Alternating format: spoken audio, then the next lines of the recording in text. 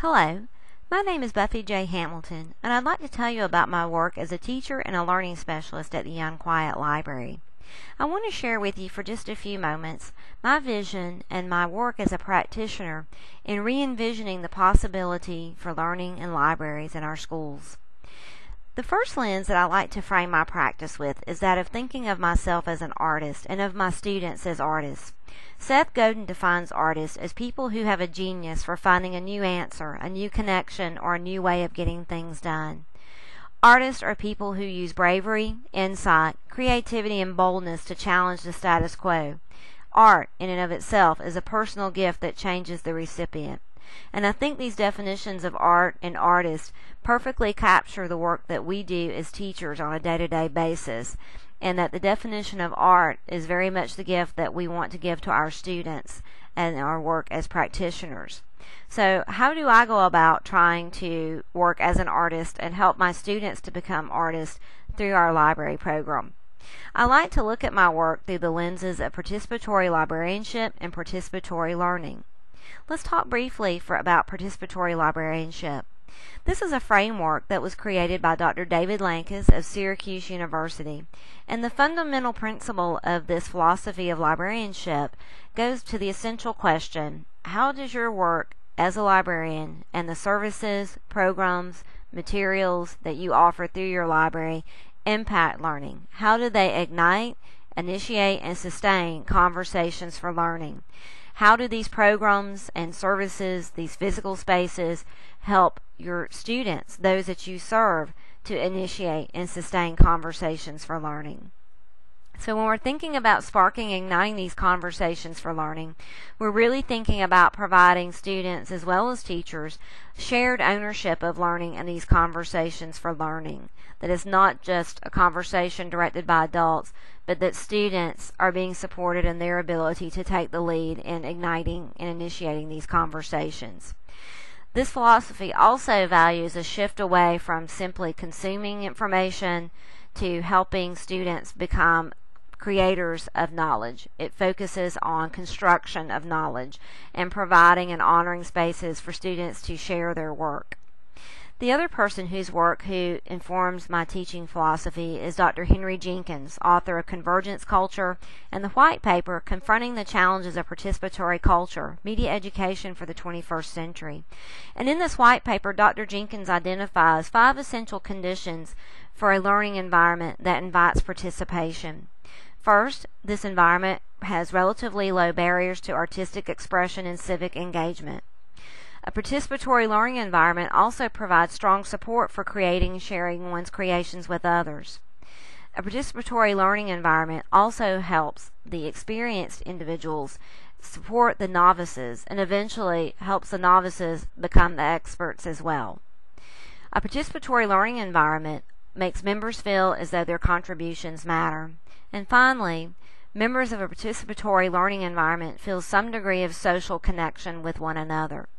So how do these 5 essential conditions inform my work as a practitioner as I try to help connect people and ideas in multiple subject areas across multiple grade levels?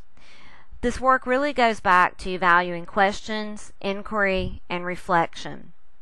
And what's really exciting to me about a participatory model of learning is that it's really scalable to any subject area or age group. And I've worked extensively with school librarians across the United States to honor and share the ways that they are inviting participation with their students in different subject areas and across multiple grade levels, all the way from kindergarten through high school seniors.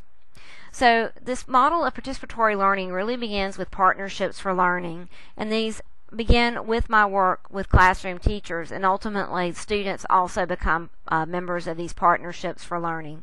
It's really about helping teachers to find different teaching strategies or to take their current practices and find ways to scale those out in ways that give students more ownership and through ways that become more inquiry driven. So how do we do this as we begin to cultivate conversations for learning that come out of these relationships and partnerships for learning? We may do it through mobile computing for learning, helping students how to harness the power of an iPod Touch or of a smartphone. It may be that we create these and support these conversations for information evaluation and social scholarship through the creation of research pathfinders that help scaffold budding researchers and help them to think and, again, engage in conversations for learning about when to use different information sources and how that is contingent upon the information seeking task and the context of their research endeavors. Is helping students cultivate network and attention literacy and giving them the power to create their own information dashboards in which they can create ultimately their own research guides as well as publish their own work through different genres, whether it's artwork, computer generated work, song, video, whatever the medium may be. So using a tool like NetVibes may be the medium for cultivating this network and attention literacy so they can focus on the quality information sources as well as share their representations of how they are interpreting and reconstructing that knowledge. We may use tools like cloud computing, such as Google Documents, for students publishing their work and sharing and engaging in conversations with others, perhaps through the comment feature. Or they may collaboratively create a piece of work with their fellow students through a cloud computing tool such as Google Docs. But the focus is on using these tools for that collaborative learning and knowledge building. We may move away from traditional forms of assessment and go to more qualitative forms of assessment, such as learning portfolios, in which students are given the ability to create a long-term snapshot of their learning artifacts and their reflections over an inquiry-driven unit of study. It's also about creating conversations for learning by helping students become involved in formative and summative assessments. Perhaps that's through a blog post, or it may be through a short answer type of survey that they do through something such as Google Forms.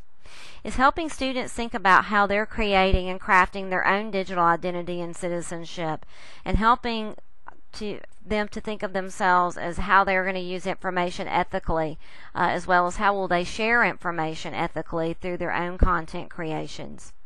It's also creating conversations by helping students to see the world as our textbook. And we may do that through using a tool such as Skype, in which we have a conversation with geological experts off the coast of New Zealand to talk to our environmental science students. It may be our healthcare science students are Skyping in through the library to an emergency room physician in Connecticut and asking him questions about his work as an ER doctor. It may be that we're helping our students to see the world as a textbook by reaching out to a larger community of learners through their blogs, in which real-world experts are then commenting on their blogs and becoming a new primary source of information that our students can connect with, and that our students can then also move from being, again, the novice to the expert by connecting with these experts. It's also about taking student work and sharing it globally through to a worldwide community of learners. Perhaps it may be through taking a poetry reading performance that we've done in the library and recording that, and then synchronizing the poetry reading to each student's piece of artwork or original photograph that may have inspired an original poem that the student composed. And again, helping not only members of our local community to be able to enjoy the student work, but the world at large. It's about creating conversations through inquiry, engagement, and collective intelligence through face-to-face activities.